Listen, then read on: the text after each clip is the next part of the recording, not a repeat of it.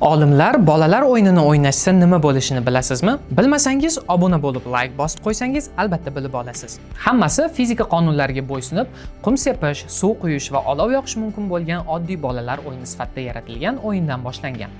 Maqsad bitta: tajriba o'tkazish. Lekin o'yinchilar tez orada o'yin chegarasini kengaytirib, o'yin ichida tabiiy ofatlarni qayta yarata boshlashdi. Otilishidan avval magma bosimi ortib boradigan vulqonlar paydo bo'ldi. So'ngra sunamilar pikselli shaharlarni yuvib keta boshladi. Vaqt o'tib foydalanuvchilar haqiqiy ilmiy jarayonlarga o'tishdi. Kimdir sovutish tizimlari va yonilg'i stерженlariga ega ishlaydigan yadro reaktorini qurdi. Oxir-oqibat ish qora tuynukni modellashtirishgacha yetib bordi.